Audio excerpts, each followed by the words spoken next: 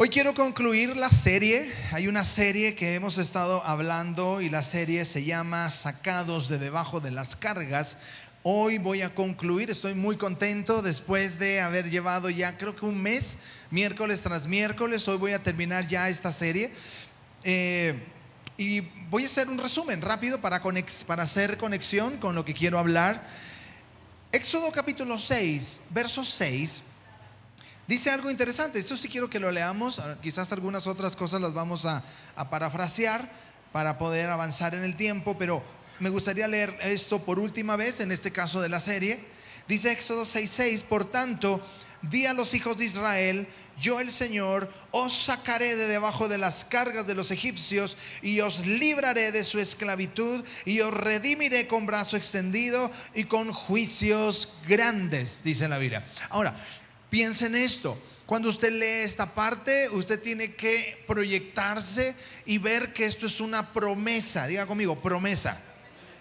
Esta promesa Dios se la dio al pueblo de Israel hace infinitos años. Es una promesa que Dios le entregó a su pueblo, que serían libres de las cargas del pueblo de Egipto. Si usted se va a la historia, Egipto era una ciudad o un país que tenía bajo su gobierno a todo un pueblo, al pueblo de Dios.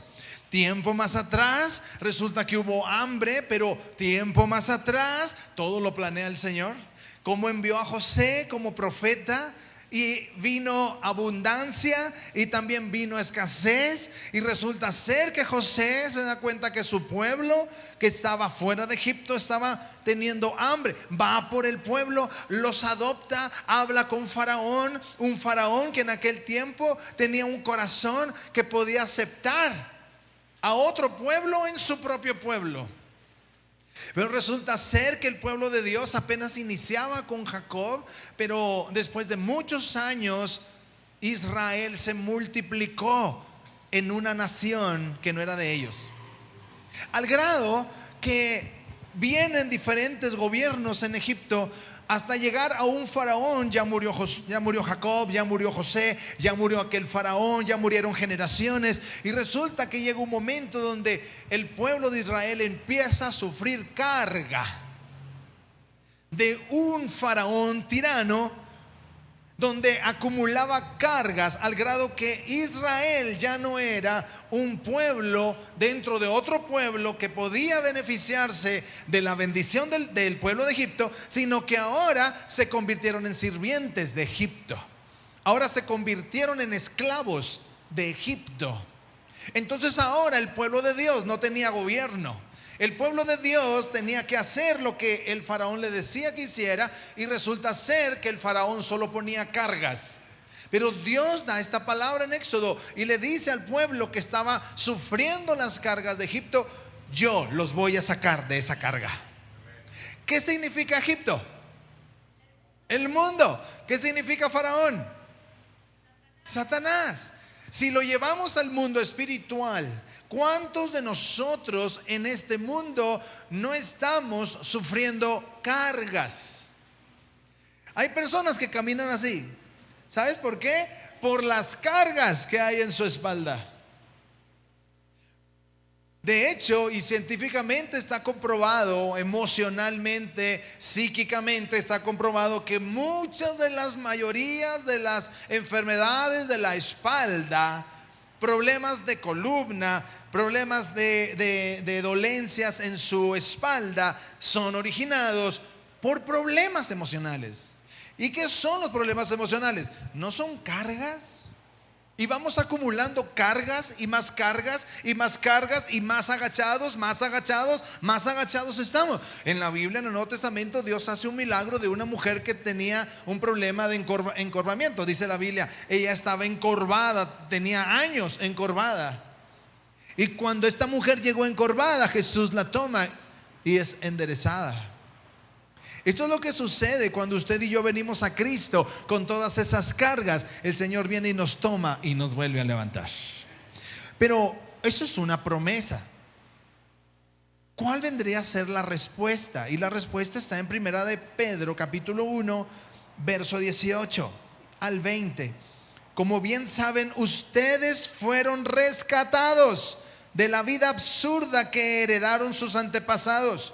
El precio de su rescate, ojo, no se pagó con cosas perecederas como el oro y la plata, sino con la preciosa sangre de Cristo, como un cordero sin mancha, sin defecto. Cristo, a quien Dios escogió antes de la creación del mundo, se ha manifestado en estos últimos tiempos en beneficio de ustedes, dice la palabra de Dios. Diga conmigo, en estos tiempos. Quiere decir que la respuesta para que las cargas que muchas veces nosotros traemos, y créame o entiéndame en esta parte, cargas, estoy hablando de problemas. Levanten la mano, ¿cuántos tienen problemas? Y muchas veces los problemas, ¿sabes qué es lo que hacen? Lo que hacen es producir una carga. Y estamos tristes, estamos desanimados, otras veces enojados, otras veces deprimidos, otras veces perdidos, y no sabemos por qué, porque ya es una carga tras otra carga, tras otra carga. Pero el Señor hoy te da una respuesta y Él dice que es por su preciosa sangre que Él nos libra de esas cargas. Ahora, ¿cuáles son esas cargas? Número uno, Dios nos muestra 4 dimensiones del poder de su sangre. Número uno, nos da victoria sobre la rebelión. En el momento cuando Jesús fue al Getsemaní, dice que su sudor eran como gotas de sangre. Número 2, nos da victoria no solo sobre la rebelión, sino victoria sobre el pecado. ¿En qué momento fue ese? En el momento en el que Jesús derramó su sangre a través de la corona de espinas. ¿Se acuerdan? Número 1, sus gotas como de sangre te dieron libertad y te dieron la victoria sobre la carga de la rebelión.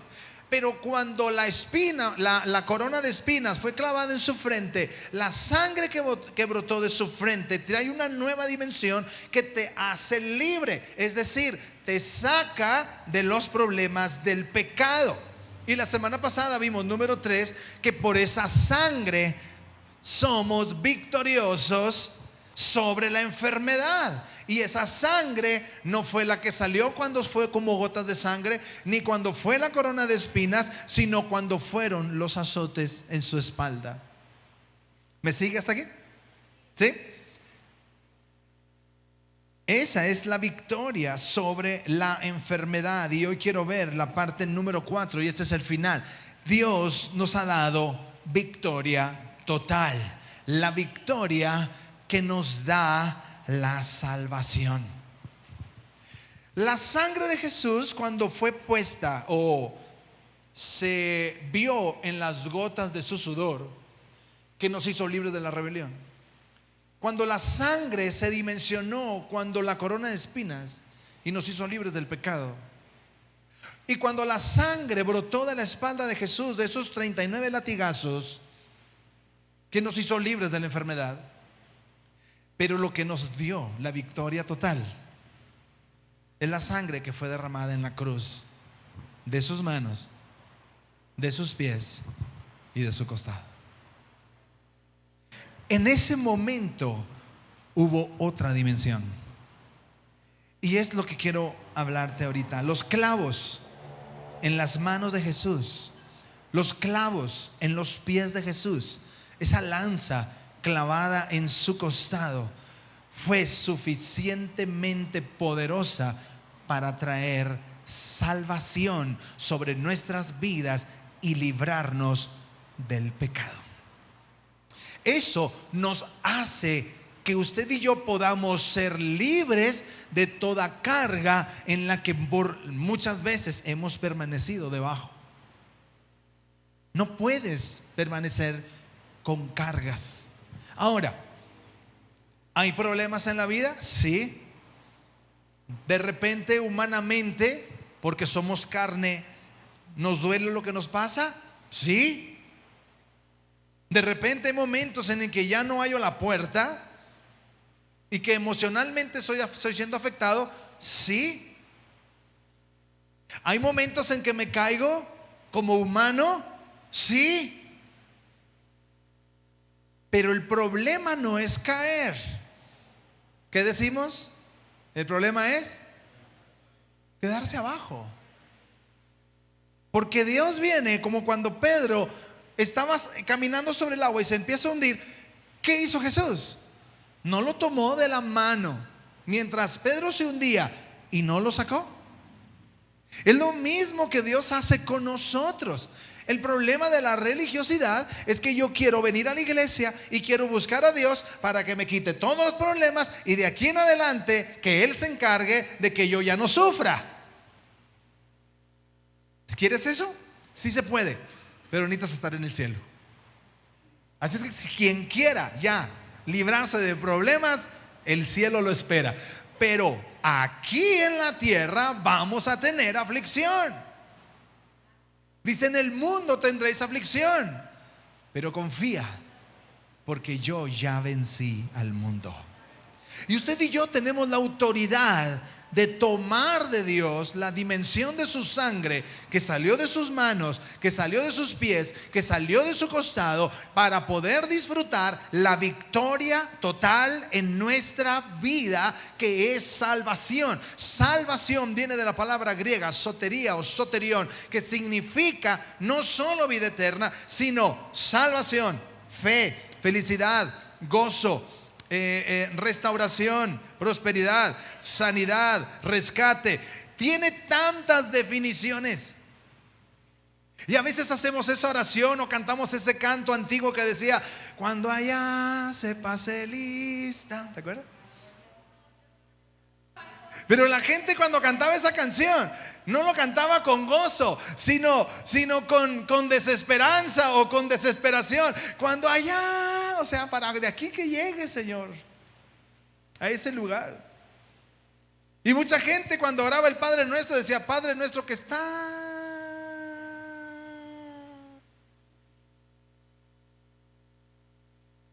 en el cielo. Gente que dice: ¿de aquí a cuándo Dios me va a ayudar? Hay gente que ora diciendo: Señor, cuando tengas una chancita, ¿me ayudas? Señor, sé que estás muy ocupado con los niños de Haití, ¿verdad? Sé que estás muy ocupada ya con los niños de África, pero ahí cuando tú te acuerdes, por favor, visítame. ¿Qué clase de oración es esa?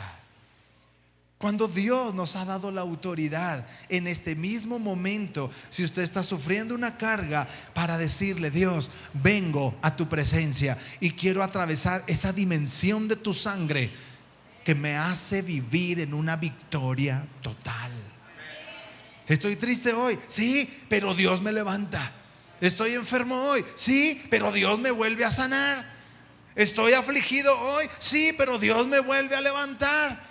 Estoy en una situación difícil de mi vida, sí, pero Dios lo vuelve a hacer. ¿Por qué? Porque todos los días Dios está con nosotros. Y todos los días hay guerra, todos los días hay pelea. ¿Se acuerdan? Lo dije la semana pasada, de cómo cuando las 10 plagas, con una sola plaga yo hubiera dejado ir libre al pueblo de Israel. Pero después vino una segunda, y después vino una tercera, después vino una cuarta. ¿Por qué? Porque Faraón no quería dejar libres al pueblo de Israel. Es lo que pasa hoy. Vi algo allí por internet y está un muchacho cristiano y está así todo despeinado y dice: número 1, Dios me dio la victoria. Y número 2, Dios me dio un descanso. Número 3, el diablo ya está preparando otro ataque. Número 4, necesito prepararme para lo que viene. O sea, no nos da chance de descansar. El diablo siempre va a querer lastimarnos y producir cargas sobre nosotros. Así es que no se lamente y no diga: es que en tiempos pasados era mejor. Es que cuando yo no sufría más antes como sufro. No, toda la vida hemos sufrido, mi hermano. Toda la vida siempre hemos batallado. Yo recuerdo a mis hijos cuando estaban chiquitos, que batallábamos para poder cumplir con sus colegiaturas. Hablo de las personas promedio, ¿verdad? Pero aún las personas ricas podrán pagar muy bien las colegiaturas, pero tienen broncas para pagar otras cosas. Porque todo tienen a crédito, muchas cosas el banco los está presionando y hay muchos intereses y hay muchos problemas. Cada quien tiene sus cargas en su nivel y siempre hay problemas. Pero el Señor nos ayuda a meternos en la dimensión de su sangre que hace que podamos tener victoria total. Romanos capítulo 8, verso 1. Mire, Romanos 8, 1. Por consiguiente, no hay ahora condenación para los que están en Cristo Jesús. ¿Hay gente aquí que tiene a Cristo en su corazón? Ya no hay condenación. Dice, los que no andan conforme a la carne, sino conforme al Espíritu. Porque la ley del Espíritu de vida en Cristo Jesús te ha libertado de la ley del pecado y de la muerte. Así es que los problemillas que tengamos aquí, mi hermano, son nada a comparación de lo que Jesús hizo. Nos ha libertado del pecado y nos ha dado libertad de la muerte. ¿Cuántas veces, mi hermano, tenemos un problema y ese problema parece ser que hay una tormenta y lo hacemos en un vaso de agua? ¿Se acuerda de esa figura? ¿Cuándo es cuando reflexionamos? Escuché por allí a una persona, un pensador, a alguien que estaba reflexionando y dijo: nunca habían cobrado tanta vida las palabras de mi amiga que ella me escribía hasta que murió. Y esta reflexión me gustó mucho porque ¿cuántas palabras no tienen mayor fuerza cuando la persona ya no está con nosotros? Yo solo hago un recuento de las palabras tan hermosas que mi madre me hablaba, las palabras y las acciones que mi padre hacía conmigo y que ya no las tengo, y que un día en mi juventud hablé mal, dije palabras malas en contra de mis padres porque me regañaban, porque no me dejaban. Y hoy que no los tengo, cada vez que me acuerdo, sus palabras tienen mucho poder. Nosotros debemos entender esto. Cuando entendemos el poder que hay en las palabras de nuestro Dios, nos vamos a dar cuenta que los problemitas que estamos viviendo son nada en comparación con lo que voy a vivir en un futuro.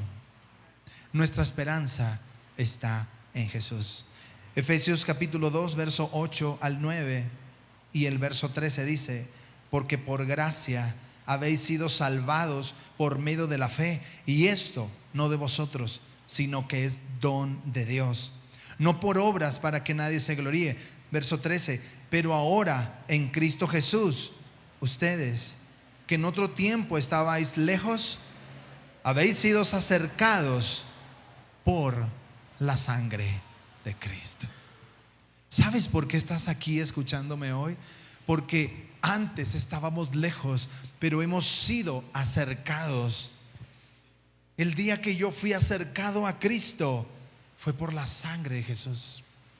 Tú hoy estás aquí por la sangre de Jesús. La gente que me escucha a través de internet, estás escuchándome porque Dios te trajo por la sangre de Jesús. Porque Efesios dice: habéis sido acercados por la sangre de Cristo.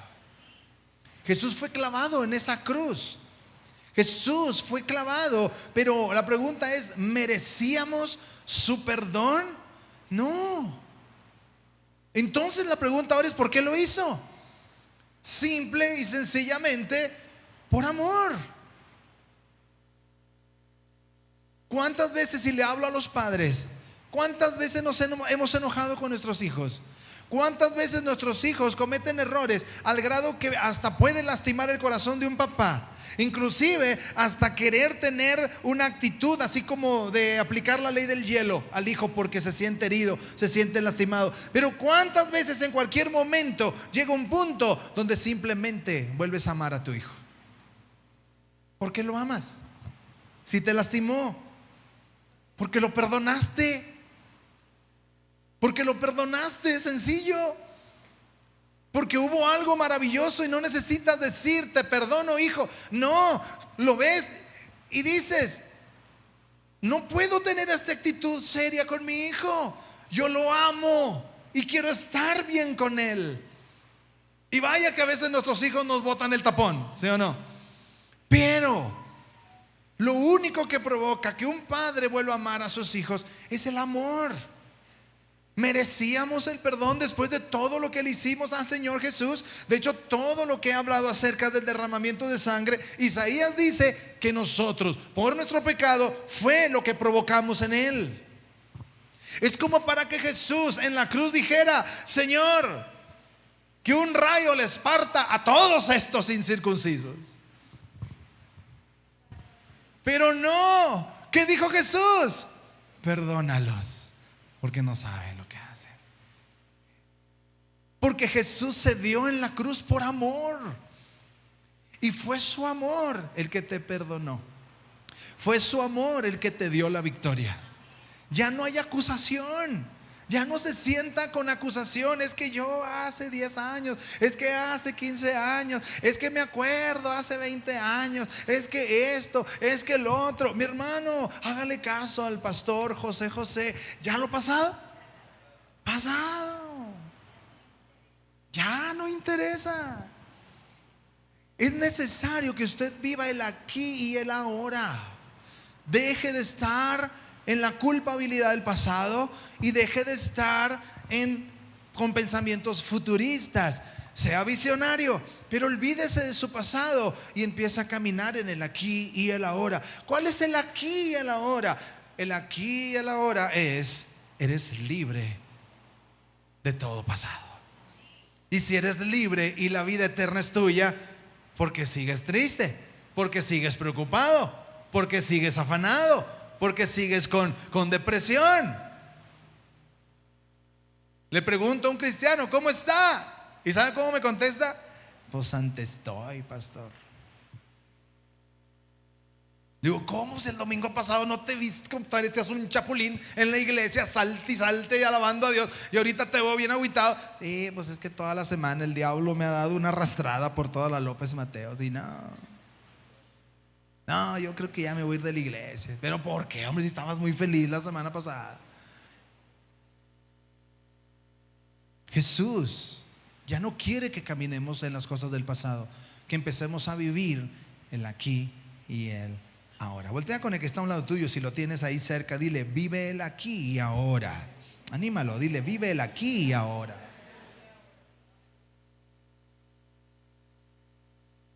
¿Qué ocurrió cuando la sangre de Jesús en la cruz fue derramada?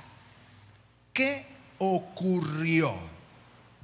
Lo que ocurrió es que el Señor, por su sangre, borra el expediente pasado, cancela la deuda del pasado, nos permite ser aceptados de nueva cuenta por el Señor, volvemos a ser perdonados y reconciliados para vivir en salvación y en vida eterna.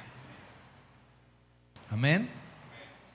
Jesús estaba en una cruz, mientras para muchos era un espectáculo ver a Jesús herido, ver a Jesús lastimado, mientras que para muchos era una fiesta ver a Jesús totalmente desfigurado en una cruz.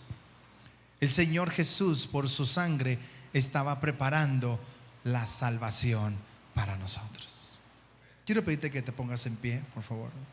Y quiero concluir aquí, grupo de alabanza. Otras de las cosas que ocurrieron físicamente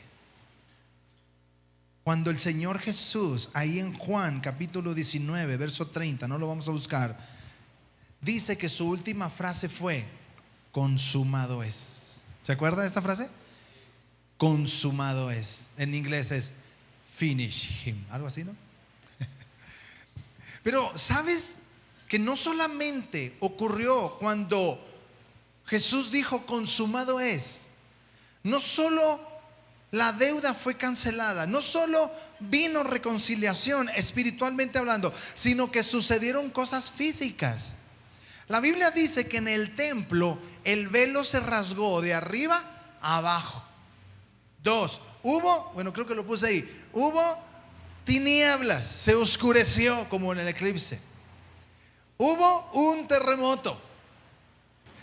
Los sepulcros, muchos sepulcros se abrieron. Y muchos muertos extrañamente fueron resucitados. Cuando Jesús dijo, consumado es, ocurrieron cosas extrañas. Hechos capítulo 9, verso 11 dice: pero cuando Cristo apareció como sumo sacerdote de los bienes futuros, a través de un mayor y más perfecto tabernáculo, no hecho con manos, es decir, no de esta creación, y no por medio de la sangre de machos cabríos y de becerros, sino por medio de su propia sangre, entró al lugar santísimo una vez y para siempre, habiendo obtenido redención eterna. Porque si la sangre de los machos cabríos y de los toros y la ceniza de la becerra rociada sobre lo que se ha contaminado significan para la purificación de la carne, cuánto más la sangre de Cristo, el cual por el Espíritu eterno se ofreció a sí mismo sin mancha a Dios, purificará vuestras conciencias de obras muertas para servir al Dios vivo. Cuánto más la sangre de Jesús no nos da la libertad para poder vivir con gozo, con alegría. ¿Que va a haber problemas? Sí. ¿Que el enemigo me va a volver a querer meter debajo de las cargas? Sí. Pero tenemos victoria total en la sangre de Jesús. Y quiero concluir. Jesús dijo, consumado es. Cuando me puse a estudiar esto, me quedé sorprendido. Pero consumado es no fue una frase que Jesús pensó decir antes de morir, como cuando el hombre llegó a la luna y ya tenía su frase para decir. ¿Cuál era? El paso para el hombre que será un gran paso para lo. Ya tenía planeado el speech, ¿verdad?, para decirlo. Jesús no dijo consumado es para que se escribiera en el libro, en la Biblia, y dijera, wow, qué palabras tan picudas, qué frase Dios dijo antes de morir. Yo no me imaginaría que si estoy a punto de morir, pensar en decir consumado es. Consumado es, lo puse por ahí, adelante, ahí está. Consumado es. A la siguiente. ¿Qué significaba para el tiempo de Jesús? Consumado es la palabra que él usó, fue una palabra griega que es tetelestai. Consumado es, cuando Jesús dijo consumado es en español, cuando él estaba en la cruz, él simplemente dijo tetelestai. ¿Y sabes qué significa esto? Era un grito de un general romano mirando una batalla desde una colina. Cuando un general romano estaba en una loma, en una colina, en una parte alta, él estaba en la guerra con su equipo. Cuando él vio que ya eran vencedores, cuando él vio que ya habían acabado con el enemigo, una de las cosas que hacía el pueblo romano o el ejército romano es dejar a su equipo y subirse a una colina y gritar tetelestai. Es la misma frase de un soldado. Por eso el soldado que estaba abajo, ¿se acuerdan que dijeron? Verdaderamente este era el Hijo de Dios. ¿Se acuerda cuando aquel centurión le dice a Jesús, quiero que vayas y sanes a mi hijo, a mi siervo? Y que Jesús dijo, vamos. Dijo, no, yo sé que eres un hombre de autoridad, porque yo también soy un hombre de autoridad. Tengo 100 soldados bajo mi cargo. Si les digo van, van. Si les digo vienen, vienen. Yo creo que si dices la palabra, va a ocurrir sanidad para mi siervo. ¿Qué dijo Jesús? Jesús dijo: no había visto tanta fe en Israel como la he visto en un soldado romano. Y desde lejos, por primera vez, Jesús declaró la palabra y desde lejos hubo sanidad. Jesús conocía el léxico del ejército romano. Y cuando un general decía esto, cuando él miraba que su lado definitivamente ganaba, él gritaba esto para hacer saber a sus tropas que habían ganado la batalla, todo estaba hecho, que se volvían a su casa. Esto es lo que Jesús dijo: iglesia, tetelestai, iglesia, ya está hecho, ya hemos ganado, tenemos la victoria sobre el pecado y la muerte. Dele más fuerte el aplauso al Señor. Gracias, papá, te amamos. Tenemos la victoria total, Señor. Tenemos tu victoria, Señor. Adore a Jesús un momentito, por favor. Gracias, Señor. Hey, ¿qué tal? Soy Miguel Rodríguez y quiero darte las gracias por ser parte de esta gran comunidad en línea. Espero que este mensaje haya sido de mucha bendición para ti. Te invitamos a suscribirte a este canal, activa la campanita para que YouTube pueda notificarte sobre el nuevo contenido. Comparte este video para bendecir a más personas y nos vemos la próxima semana.